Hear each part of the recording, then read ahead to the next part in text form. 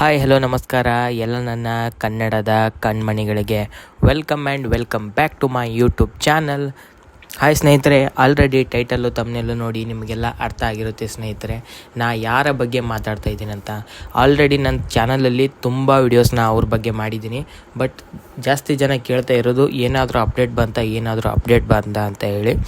ಆ ಅಪ್ಡೇಟ್ ಜೊತೆಗೆ ಸ್ವಲ್ಪ ವಿಡಿಯೋನ ಮೊದಲಿಂದ ಮಾಡ್ತೀನಿ. ಆಲ್ರೆಡಿ ವಿಡಿಯೋಸ್ನ ನೋಡಿದರೆ ವಿಡಿಯೋ ಸ್ಕಿಪ್ ಮಾಡ್ಬೋದು, ಇಲ್ಲ ಗುರು ವಿಡಿಯೋಸ್ ನೋಡಿಲ್ಲ ಅನ್ನೋದಾದರೆ ವಿಡಿಯೋನ ನೋಡ್ಬೋದು ಸ್ನೇಹಿತರೆ. ಅಷ್ಟೇ ಸ್ನೇಹಿತರೆ, ಬೇರೆ ಏನೂ ಆಗಿರೋದಿಲ್ಲ. ನನಗೆ ತಿಳಿದಿರೋಷ್ಟು ಮಾಹಿತಿನ ನಿಮಗೆ ತಿಳಿಸೋ ಪ್ರಯತ್ನ ಮಾಡ್ತಾಯಿದ್ದೀನಿ ಅಷ್ಟೇ ಸ್ನೇಹಿತರೆ. ಮೋಸ್ಟ್ ಆಫ್ ದಿ ಪೀಪಲ್ ಕೇಳೋದು main question, who is Pavan. ಇದು ಯಾರು ಈ ಪವನ್? ಹೂ ಈಸ್ ಪವನ್? ಯಾರು ಈ ಪವನ್? ಯಾರು? ಏನಾಯಿತು? ಯಾರು ಪವನ್ ಯಾರು ಅಂತ ಕೇಳೋದಾದರೆ ಹೇಳ್ಬೇಕಂದ್ರೆ, ಪವನ್ ಅವರೊಬ್ಬರು ಟಾಪ್ ಒಂಥರ ಫೇಮಸ್ ರೀಲ್ ಕ್ರಿಯೇಟರ್. ಇನ್ಸ್ಟಾಗ್ರಾಮಲ್ಲಿ ರೀಲ್ಸ್ ವೀಡಿಯೋಗಳನ್ನ ಮಾಡ್ತಾಯಿದ್ರು. ಯಾವ ಥರ ರೀಲ್ಸ್ ವೀಡಿಯೋಗಳನ್ನ ಇವ್ರು ಮಾಡ್ತಾಯಿದ್ರು ಅಂದರೆ, ಡ್ಯಾನ್ಸ್ ಮಾಡ್ತಾಯಿದ್ರು. ಪಬ್ಲಿಕ್ಕಲ್ಲಿ ಡ್ಯಾನ್ಸ್ ವೀಡಿಯೋಸ್ಗಳನ್ನ ಮಾಡ್ತಾಯಿದ್ರು. ಯಾವ ಥರ ಅಂದರೆ ಬಸ್ ಸ್ಟ್ಯಾಂಡ್ಗಳಲ್ಲಿ ಮಾಡ್ತಾಯಿದ್ರು. ಸ್ನೇಹಿತರ ಜೊತೆ ಬಸ್ ಸ್ಟ್ಯಾಂಡ್ಗಳಲ್ಲಿ ಮೇನ್ ಇವ್ರದ್ದು ಅಟ್ರಾಕ್ಟಿವ್ ಪ್ಲೇಸ್ ಅಂದರೆ ಬಸ್ ಸ್ಟ್ಯಾಂಡ್ಗಳಲ್ಲಿ, ಬಸ್ ಸ್ಟಾಪ್ಸ್ ಇರಲಿ ಮಧ್ಯಾಹ್ನ ಟೈಮಲ್ಲಿ ಹೋಗಿ, ಜಾಸ್ತಿ ಜನ ಇರೋ ಟೈಮಲ್ಲಿ ಹೋಗಿ ವೀಡಿಯೋಸ್ಗಳನ್ನ ಮಾಡ್ತಾಯಿದ್ರು. ಸಖತ್ತಾಗಿ ಹಿಟ್ ಆಗ್ತಾಯಿತ್ತು. ಮತ್ತು ರೋಡ್ ಸೈಡಲ್ಲಿ ವೀಡಿಯೋಸ್ಗಳನ್ನ ಮಾಡ್ತಿದ್ರು. ಸ್ನೇಹಿತರ ಜೊತೆ ಕಾಮಿಡಿ ವೀಡಿಯೋಸ್ಗಳನ್ನ ಮಾಡ್ತಿದ್ರು. ಬಟ್ ಇವ್ರು ಆ್ಯಕ್ಚುಲಿ ಜಾಸ್ತಿ ವೀಡಿಯೋಸ್ಗಳನ್ನ ಮಾಡೋದಂದರೆ ಡ್ಯಾನ್ಸ್ ವೀಡಿಯೋಸು, ಡ್ಯಾನ್ಸ್ ರಿಲೇಟೆಡ್ ವೀಡಿಯೋಸ್ನ ಜಾಸ್ತಿ ಮಾಡ್ತಾಯಿದ್ರು. ಅವ್ರ ಚಾನಲಲ್ಲಿ ಒಳ್ಳೆ ಅದಕ್ಕೆ ರೀಚ್ ಸಿಗ್ತಾಯಿತ್ತು. ಮತ್ತು ಬೆಟ್ಟಿಂಗ್ ಆ್ಯಪ್ಸ್ ಪ್ರಮೋಷನ್ ಎಲ್ಲ ಮಾಡ್ತಾ ಇರಲಿಲ್ಲ ಇವರು. ತುಂಬ ಒಳ್ಳೆ ಕ್ರಿಯೇಟರ್ ಆಗಿದ್ದರು. ಆ ಥರ ಡ್ಯಾನ್ಸ್ ವೀಡಿಯೋಸ್ಗಳನ್ನ ಮಾಡ್ತಾಯಿದ್ರು. ಪ್ರವೀಣ್ ಅಂತ ಹೇಳಿ. ಇವ್ರಿಗೆ ಇಬ್ಬರು ತಂಗಿ, ಒಬ್ಬರು ಇವ್ರಿಗಿಬ್ರು ಹೆಣ್ಮಕ್ಳು, ಅಂದರೆ ಇವ್ರ ಜೊತೆ ಹುಟ್ಟಿದವರು ಇಬ್ಬರು ಹೆಣ್ಮಕ್ಳಂತೆ. ಟೋಟಲ್ 3 ಜನ ಅಂತೆ. ನನಗೆ ಗೊತ್ತಿರೋ ಮಾಹಿತಿ, ಇದು ಕ್ಲಿಯರಿಟಿ ಮಾಹಿತಿ ನನಗೆ ಗೊತ್ತಿಲ್ಲ. ನಾನು ಕಮೆಂಟ್ ಬಾಕ್ಸ್ನಲ್ಲಿ ಅವ್ರ ಸ್ನೇಹಿತರು ಯಾರೋ ಅವ್ರು ಗೊತ್ತಿರೋ ತಿಳಿಸಿರೋ ಮಾಹಿತಿ, ಇಬ್ಬರು ಅಕ್ಕಂದಿರೋ ಅಂತೆ ಅವ್ರಿಗೇನೋ, ಇವರು ತಮ್ಮ ಅಂತೆ. 3 ಜನ ಅವರು ಟೋಟಲು, ಅಪ್ಪ ಅಮ್ಮ ಇವ್ರು 3 ಜನ. ಅವರಿಬ್ಬರು ಜನ ಅಕ್ಕ ತಂಗಿ. ಮತ್ತು ಅವ್ರದ್ದು ಟೀ ಅಂಗಡಿ ಇದೆ ಅಂತೆ. ಯಾವ ಊರವರು ಅವರು? ಪವನ್ ಅವರು ಯಾವ ಊರವರು ಅಂತ ಕೇಳೋದಾದರೆ, ಪವನ್ ಅವರು ಮೂಲತಃ ಅವರು ದಾವಣಗೆರೆಯವರು ಸ್ನೇಹಿತರೆ. ದಾವಣಗೆರೆಯಲ್ಲಿ ರೀಲ್ಸ್ ಕ್ರಿಯೇಟ್ನ ಮಾಡ್ತಾಯಿದ್ರು. ತುಂಬ ಸಪೋರ್ಟ್ ಮಾಡ್ತಾಯಿದ್ರು ಆ್ಯಕ್ಚುಲಿ ದಾವಣಗೆರೆ ಜನ ಅವ್ರಿಗೆ ತುಂಬ ಸಪೋರ್ಟ್ ಮಾಡ್ತಾಯಿದ್ರು. ಯಾರು ಅಂತ ಕೇಳೋದಾದರೆ, ಅವರು ದಾವಣಗೆರೆಯವರು, ರೀಲ್ಸ್ ಕ್ರಿಯೇಟರ್ ಅವರು ಪವನ್ ಅವರು. ನನಗೆ ಗೊತ್ತಿರೋ ಇಷ್ಟು ಮಾಹಿತಿ ಸ್ನೇಹಿತರೆ. ಪವನ್ ಅಂತ ಹೇಳಿ ದಾವಣಗೆರೆಯವರು ರೀಲ್ಸ್ ಕ್ರಿಯೇಟರ್. ತಾಯಿಯವ್ರದ್ದು ಇದು ಇದೆ, ಟೀ ಅಂಗಡಿ ಇದೆ, ಟೀ ಬಜ್ಜಿ ಆ ಥರ ಬಿಸ್ನೆಸ್ ಮಾಡ್ತಾರೆ ಅಂತ ಬಂದಿರೋ ಮಾಹಿತಿ. ಇವಾಗ ಇನ್ನೊಂದು ಏನಂದರೆ, ಅವ್ರದ್ದು ಇನ್ಸ್ಟಾಗ್ರಾಮ್ ಐ ಡಿಯಲ್ಲಿ ಕಂಟಿನ್ಯೂಸ್ ಆಗಿ ಫಾಲೋವರ್ಸು ಇನ್ಕ್ರೀಸ್ ಆಗ್ತಾ ಇದ್ದಾರೆ. ಮತ್ತು ವೀಡಿಯೋಸ್ಗಳು ಅಪ್ಲೋಡ್ ಆಗ್ತಾಯಿದೆ. ಯಾವ ಥರ ಗುರು ಅವ್ರ ಚಾನಲಲ್ಲಿ ಅವರು ಇನ್ಸ್ಟಾಗ್ರಾಮ್ ಐ ಡಿಲಿ ವೀಡಿಯೋಸ್ಗಳು ಯಾವ ಥರ ಅಪ್ಡೇಟ್ ಆಗ್ತಾಯಿದೆ, ಅದು ಯಾರು ಮಾಡ್ತಾಯಿದ್ದಾರೆ? ಅವ್ರ ಫ್ರೆಂಡು ಮಿಸ್ಟರ್ ರೋಸಿ. ಸ್ನೇಹಿತರೆ, ಮಿಸ್ಟರ್ ರೋಸಿ ಅಂತ ಅಂದರೆ ಆ ಪವನ್ 1901 ಅಂತ ಇನ್ಸ್ಟಾಗ್ರಾಮ್ ಐ ಡಿ ಇದೆ, ನೀವು ಸರ್ಚ್ ಮಾಡ್ಬೋದು. 405K ಫಾಲೋವರ್ಸ್ ಇದ್ದಾರೆ. 405,000 ಫಾಲೋವರ್ಸ್ ಇದ್ದಾರೆ ಅವರು ಇನ್ಸ್ಟಾಗ್ರಾಮ್ ಐ ಡಿಲಿ. ಆ ಬಯೋದಲ್ಲಿ ಹಾಕಿದ್ದಾರೆ ಮ್ಯಾನೇಜ್ಡ್ ಬೈ ಅಂತ. ಅವ್ರ ಫ್ರೆಂಡ್ ಅಕೌಂಟ್ನ ಮೆನ್ಷನ್ ಮಾಡಿದ್ದಾರೆ. ನೀವು ಟಚ್ ಮಾಡಿದ್ರೆ ಡೈರೆಕ್ಟಾಗಿ ಅವ್ರ ಅಕೌಂಟಿಗೆ ಹೋಗುತ್ತೆ. ಯಾರು ಅಕೌಂಟ್ ಮೆನ್ಷನ್ ಮಾಡ್ತಾ ಇದ್ದಾರೆ ಅಂತ ನಿಮಗೆ ಡೈರೆಕ್ಟಾಗಿ ಗೊತ್ತಾಗ್ಬಿಡುತ್ತೆ ಸ್ನೇಹಿತರೆ. ಓಕೆ ಸ್ನೇಹಿತರೆ, ಇದು ಇರಲಿ. ಏನಂತ ಸ್ನೇಹಿತರೆ, ಆ ಥರ ಅವರು ಅಕೌಂಟ್ನ ಮ್ಯಾನೇಜ್ ಮಾಡ್ತಾಯಿದ್ದಾರೆ. ಅವರು ಡೈಲಿ ಬೇಸಿಸಲ್ಲಿ ವೀಡಿಯೋಸ್ನ ಅಪ್ಲೋಡ್ ಮಾಡ್ತಾಯಿದ್ದಾರೆ.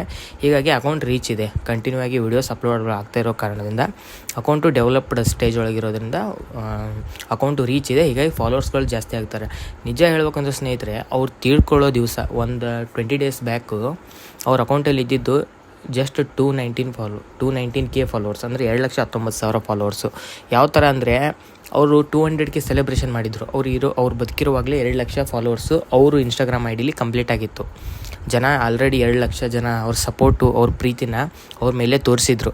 ಬಟ್ ಏನು ಮಾಡೋದು, ವಿಧಿ ಆಟ ಬೇರೆ ಆಗಿರೋದ್ರಿಂದ 2,00,000 ಫಾಲೋವರ್ಸು 1 ವೀಕ್ ಬ್ಯಾಕು 2,00,000 ಫಾಲೋವರ್ಸ್ ಆಗಿರೋದು ಖುಷಿನ ಅವರು ಅನುಭವಿಸಿ ಅವ್ರ ಸ್ನೇಹಿತರ ಜೊತೆ ಎಲ್ಲ ಸೆಲೆಬ್ರೇಷನ್ ಕೂಡ ಮಾಡಿದರು. ಅವ್ರ ಇನ್ಸ್ಟಾಗ್ರಾಮ್ ಐ ಡಿಲಿ ನೀವು ಹೋಗಿ ನೋಡಿದ್ರೆ ಸಿಗುತ್ತೆ ನಿಮಗೆ ಆ ವೀಡಿಯೋಸ್ಗಳೆಲ್ಲ. ಸೆಲೆಬ್ರೇಷನ್ ಕೂಡ ಮಾಡಿದರು, ಸಖತ್ತಾಗಿ ಸೆಲೆಬ್ರೇಷನ್ ಮಾಡಿದರು ಅವರ ಫ್ರೆಂಡ್ಸ್ ಜೊತೆ. ಏನು ಗುರು ಇದು, ಅವ್ರದ್ದು 200K ಆಗಿದ್ದು. ನಂತರ 15 ಡೇಸ್ ಮೇಲೆ 219K ಆಗಿತ್ತು. 219K ಆದಾಗ ಅವರು ತೀರ್ಕೊಂಡ್ರು. ಮೋಸ್ಟ್ ಆಫ್ ದ ಟೈಮು ಎಲ್ಲರೂ ಹೇಳ್ತಾ ಇರೋದು ಏನಾಯಿತು ಅವ್ರಿಗೆ, ಯಾವ ಥರ ತೀರ್ಕೊಂಡ್ರು, ಅವ್ರು ಯಾರು ಅಂತ ಹೇಳಿ ನನಗೆ ಗೊತ್ತಿರೋಷ್ಟು ಮಾಹಿತಿನ ನಿಮಗೆ ಕೊಟ್ಟು ಕ್ಲಾರಿಟಿ ಕೊಟ್ಟಿದ್ದೀನಿ ಅಂತ ಅನ್ಕೋತೀನಿ ಸ್ನೇಹಿತರೆ. ಇನ್ನು ಏನಾದರೂ ನಿಮಗೆ ಅರ್ಥ ಆಗಿಲ್ಲ ಅಂದರೆ ಕಮೆಂಟ್ ಬಾಕ್ಸ್ನಲ್ಲಿ ಕೇಳಿ, ನಾನು ನಿಮಗೆ ತಿಳಿಸ್ತೀನಿ. ಇನ್ ಕೇಸ್ ನಿಮ್ಗೆ ಏನಾದರೂ ಜಾಸ್ತಿ ಅವ್ರ ಬಗ್ಗೆ ಇನ್ಫಾರ್ಮೇಷನ್ ಗೊತ್ತಿದ್ದರೆ ಕಮೆಂಟ್ ಬಾಕ್ಸ್ನಲ್ಲಿ ತಿಳಿಸಿ, ಎಲ್ರಿಗೂ ನಾನು ವಿಡಿಯೋ ಮಾಡಿ ತಿಳಿಸೋ ಪ್ರಯತ್ನ ಮಾಡ್ತೀನಿ ಸ್ನೇಹಿತರೆ.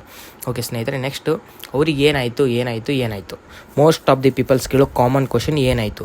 ಆ CCTV ಫುಟೇಜ್ ಎಲ್ಲ ನೋಡಿದ್ದೀರಿ ತುಂಬ ಜನ. ಅವ್ರ ಬೈಕ್ ಹಿಂದ್ಗಡೆ ಯಾರೋ ಕೂತ್ಕೊಂಡಿದ್ರು. ಅವ್ರದ್ದು ಬೈಕ್ ಯಾವುದು ಅಂದರೆ ಜಾವಾ ಬೈಕು ಸ್ನೇಹಿತರೆ.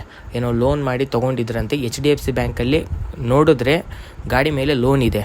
ಅದನ್ನು RTO ಇದರಲ್ಲಿ ಹಾಕಿ ಚೆಕ್ ಮಾಡಿ ನೋಡಿದ್ರೆ HDFC ಬ್ಯಾಂಕಿಂದ ಫೈನಾನ್ಸ್ ಆಗಿದೆ ಆ ಬೈಕಿಗೆ.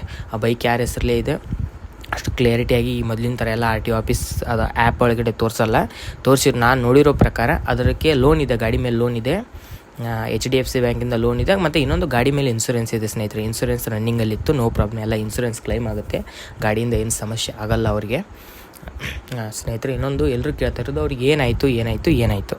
ಅವ್ರಿಗೆ ಆಗಿರೋದು ಆಕ್ಸಿಡೆಂಟ್ ಅಂತ ಮೇಲ್ಗಡೆ ಕಾಣಿಸ್ತಾ ಇರೋದು, ಮೇಲ್ಗಡೆ ಜನರಿಗೆ ಕಣ್ಣಿಗೆ ಕಾಣಿಸೋದು ಆಕ್ಸಿಡೆಂಟು. ತುಂಬ ಜನ ಕೇಳಿದ್ರು CCTV ಫುಟೇಜ್ ಏನಾಯಿತು ಸರ್, CCTV ಫುಟೇಜ್ ಎಲ್ಲ ಬಂದಿತ್ತಂತೆ, ಅದೇನಾಯಿತು. CCTV footage ಪೂರ್ತಿಯಾಗಿಲ್ಲ. ಅದು ಆ್ಯಕ್ಚುಲಿ ಹೇಳ್ಬೇಕಂದ್ರೆ ಸ್ನೇಹಿತರೆ ಪೂರ್ತಿಯಾಗಿ CCTV ಫುಟೇಜ್ ಇಲ್ಲ. ಜಸ್ಟ್ ಅವ್ರ ಬೈಕ್ ಹಿಂದ್ಗಡೆ ಒಬ್ರು ಯಾರೋ ಕೂತ್ಕೋತಾರೆ, ಬೈಕ್ ಮೂವ್ ಆಗಿದೆ ಅಷ್ಟೇ. CCTV ಫುಟೇಜ್ ಇದೆ ನನ್ನ ಹತ್ರ, ಬಟ್ ವಿಡಿಯೋದಲ್ಲಿ ಹಾಕಬಾರ್ದು, ನ್ಯೂಸೆನ್ಸ್ ಕ್ರಿಯೇಟ್ ಆಗುತ್ತೆ. ಸೊ ಅದಕ್ಕೆ ಈ ವಿಡಿಯೋದಲ್ಲಿ ಆ CCTV ಫುಟೇಜ್ನ ನಾನು ಹಾಕೋದಕ್ಕೆ ಹೋಗಲ್ಲ. ಗೊತ್ತಿರೋ ಮಾಹಿತಿನ ತಿಳಿಸೋ ಪ್ರಯತ್ನ ಮಾಡ್ತಾಯಿದ್ದೀನಿ ಅಷ್ಟೇ ಸ್ನೇಹಿತರೆ. ಮೇಲ್ಗಡೆ ನೋಡಿರೋ ಪ್ರಕಾರ ಅದು ಆಕ್ಸಿಡೆಂಟ್ ಅಂತ ಅನಿಸುತ್ತೆ. ಅವತ್ತು ಎಲ್ಲಿ ಆಕ್ಸಿಡೆಂಟ್ ಆಗಿರೋದು ಅದನ್ನು ಹೇಳ್ತೀನಿ. ಮೊದಲು ಏನಾಯಿತು ಅಂತ ಹೇಳೋದ್ರೆ ಆಕ್ಸಿಡೆಂಟ್ ಅಂತ ಅನಿಸುತ್ತೆ.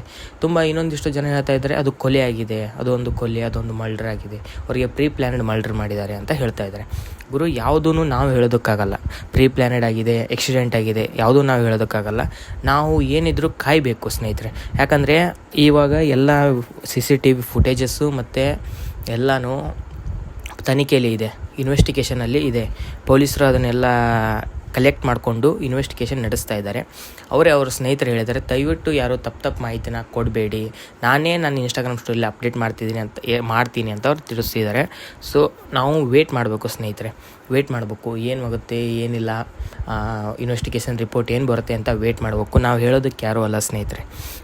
ಕೊಲೆನೇ ಆಗಿದೆ, ಆಕ್ಸಿಡೆಂಟ್ ಆಗಿದೆ, ನಾವೇನು ಹೇಳೋದಕ್ಕೆ ಬರಲ್ಲ. ನಾವು ಕಾಯ್ದು ನೋಡಬೇಕು ಸ್ನೇಹಿತರೆ, ಅದು ಕೊಲೆ ಆಗಿದನೋ ಇಲ್ಲ ಆಕ್ಸಿಡೆಂಟ್ ಆಗಿದನೋ ಅಂತ.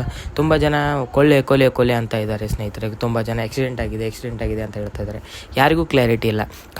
ಕಾಯ್ದ ನಂತರ ಏನು ಪೊಲೀಸ್ ಇನ್ವೆಸ್ಟಿಗೇಷನ್ ರಿಪೋರ್ಟ್ ಬರುತ್ತೆಯೋ ಅದರ ಮೇಲೆ ನಾವು ಅದು ಕೊಲೆನೋ ಅಥವಾ just it's normal death, normal accident ಅಂತ ಗೊತ್ತಾಗುತ್ತೆ. CCTV ಫುಟೇಜಸ್ ಎಲ್ಲ ನೋಡಿದರೆ ನಿಮ್ಗೆ ಗೊತ್ತಾಗಿರುತ್ತೆ ಅದು ಏನಾಗಿದೆ ಅಂತ. ಆಲ್ರೆಡಿ ಎಲ್ಲ CCTV ಫುಟೇಜಸ್ ನೋಡಿದ್ರೆ ಗೊತ್ತಿರುತ್ತೆ. ಯಾವುದನ್ನು ನಾವು ಹೇಳೋಕ್ಕಾಗಲ್ಲ. ಪ್ರತ್ಯಕ್ಷವಾಗಿ ಕಂಡವರು ಪ್ರಮಾಣಿಸಿ ನೋಡುವಂಥ ಅನ್ನೋ ಕಾಲ ಇದು. ನಾವು ಸುಮ್ಮನೆ ಏನೋ CCTV ಫುಟೇಜಸ್ ನೋಡಿ ನಾವು ಎಲ್ಲ ಥಿಂಕ್ ಮಾಡಿ ವಿಚಾರ ಮಾಡಿ ಅದ್ರ ಮೇಲೆ ಇದು ಮರ್ಡರ್ ಆಗಿದೆ ಅಥವಾ ಇದೊಂದು ಆಕ್ಸಿಡೆಂಟ್ ಆಗಿದೆ ಅಂತ ನಾವು ಹೇಳೋದಕ್ಕೆ ಬರಲ್ಲ. ನಾವು ನಿಮಗೆ ಕ್ಲಿಯರಿಟಿ ಕೊಡಬೇಕು ಅಂದರೆ ನಾವು ಈಗ ಪೊಲೀಸ್ ಇನ್ವೆಸ್ಟಿಗೇಷನ್ ರಿಪೋರ್ಟ್ ಬರೋವರೆಗೂ ಕಾಯಬೇಕು. ಬಂದ ತಕ್ಷಣ ಅವ್ರ ಇನ್ಸ್ಟಾಗ್ರಾಮ್ ಸ್ಟೋರಿಲಿ ಅಪ್ಲೋಡ್ ಮಾಡ್ತಾರೆ, ಅಂದರೆ ಸ್ಟೋರಿಯಲ್ಲಿ ಏನಾಯಿತು ಅಂತ ಹೇಳ್ತಾರೆ. ಆವಾಗ ಬೇಕಿದ್ರೆ ನಿಮಗೆ ಒಂದು ಕ್ಲಿಯರಿಟಿ ವಿಡಿಯೋನ ನಾನು ಮಾಡೋ ಪ್ರಯತ್ನ ಮಾಡ್ತೀನಿ ಸ್ನೇಹಿತರೆ. ಇವಾಗ ಆಗಿರೋದು ಆಕ್ಸಿಡೆಂಟು ಎಲ್ಲಿ ಆಯಿತು, ಯಾವ ಥರ ಆಕ್ಸಿಡೆಂಟ್ ಆಯಿತು ಅಂದರೆ ಇದು ಆಕ್ಸಿಡೆಂಟ್ ಆಗಿರೋದು ದಾವಣಗೆರೆ ಹಾಸ್ಟೆಲ್ ರೋಡ್ ಅಂತೆ, ಬಾಯ್ಸ್ ಹಾಸ್ಟೆಲ್ ರೋಡ್ ಅಂತ, ದಾವಣಗೆರೆ ಬಾಯ್ಸ್ ಹಾಸ್ಟೆಲ್ ರೋಡ್ ಹತ್ರ ನೈಟ್ ಹೋಗಬೇಕಾದ್ರೆ ಆಗಿರೋ ಆಕ್ಸಿಡೆಂಟ್ ಅಂತ ಇದು ಹೇಳ್ತಾ ಇರೋದು. ಇವಾಗ ಅದು ಏನು ಆಕ್ಸಿಡೆಂಟ್ ಆಗಿರೋದು ಕೊಲೆನಾಗ ನನಗೂ ಅಷ್ಟೊಂದು ಕ್ಲಾರಿಟಿ ಇಲ್ಲ. ಕ್ಲಾರಿಟಿ ಬಂದ ಮೇಲೆ ಪಕ್ಕ ನಿಮ್ಗೆ ತಿಳಿಸೋ ಪ್ರಯತ್ನ ಮಾಡ್ತೀನಿ. ಎಲ್ಲರೂ ಕಾಯೋಣ ಸ್ನೇಹಿತರೆ. ರಿಸಲ್ಟ್ ಬರುತ್ತೆ, ಇನ್ವೆಸ್ಟಿಗೇಷನ್ ರಿಪೋರ್ಟ್ ಬರುತ್ತೆ, ಅಲ್ಲಿವರೆಗೂ ಎಲ್ಲರೂ ವೇಟ್ ಮಾಡಬೇಕು. ಅದಕ್ಕಿಂತ ಹೆಚ್ಚು ನಾವು ಏನೂ ಮಾಡೋದಕ್ಕಾಗಲ್ಲ. ನನಗೆ ಗೊತ್ತಿರೋಷ್ಟು ಮಾಹಿತಿನ ತಿಳಿಸಿದ್ದೀನಿ. ತಪ್ಪಾಗಿ ಏನಾದರೂ ವಿಡಿಯೋದಲ್ಲಿ ಮಾತಾಡಿದರೆ ದಯವಿಟ್ಟು ನನ್ನ ಕ್ಷಮಿಸಿ ಸ್ನೇಹಿತರೆ. ಗೊತ್ತಿರೋ ಮಾಹಿತಿನ ತಿಳಿಸೋ ಪ್ರಯತ್ನ ನಂದು ಅಷ್ಟೇ, ಬೇರೆ ಏನೂ ಇರೋದಿಲ್ಲ. ದಯವಿಟ್ಟು ಏನಾದರೂ ತಪ್ಪಾಗಿ ನಾನು ಹೇಳಿದರೆ ದಯವಿಟ್ಟು ನನ್ನ ಕ್ಷಮಿಸಿ. ಏನಾದರೂ ಕ್ಲಾರಿಟಿ ಸಿಕ್ಕಿಲ್ಲ ಅಂದರೆ ಕಮೆಂಟ್ ಬಾಕ್ಸ್ನಲ್ಲಿ ತಿಳಿಸಿ, ನಿಮ್ಗೆ ಕ್ಲಾರಿಟಿ ಕೊಡ್ತೀನಿ. ಇಲ್ಲ ನಿಮ್ಗೆ ಏನಾದರೂ ಇವ್ರ ಬಗ್ಗೆ ಇನ್ನೂ ಕ್ಲಾರಿಟಿ ನಿಮಗೆ ಇದ್ದರೆ ದಯವಿಟ್ಟು ಅದನ್ನು ನನ್ನ ಕಮೆಂಟ್ ಬಾಕ್ಸ್ನಲ್ಲಿ ತಿಳಿಸಿ. ವಿಡಿಯೋ ಮಾಡಿ ನಾನು ಎಲ್ಲರಿಗೂ ತಿಳಿಸೋ ಪ್ರಯತ್ನ ಮಾಡ್ತೀನಿ ಸ್ನೇಹಿತರೆ. ಇದೇ ಇವತ್ತಿನ ವಿಡಿಯೋ ಆಗಿತ್ತು ಸ್ನೇಹಿತರೆ. ಗೊತ್ತಿರೋಷ್ಟು ಮಾಹಿತಿನ ತಿಳಿಸಿದ್ದೀನಿ. ವಿಡಿಯೋ ಏನಾದರೂ ತಪ್ಪಾಗಿದ್ದರೆ ದಯವಿಟ್ಟು ಕ್ಷಮಿಸಿ ಮತ್ತು ಸಪೋರ್ಟ್ ಮಾಡಿ ಸ್ನೇಹಿತರೆ. ಬೇರೆ ವೀಡಿಯೋಸ್ಗಳು ಮಾಡ್ತೀನಿ. ಓಕೆ ಸ್ನೇಹಿತರೆ, ಬಾಯ್.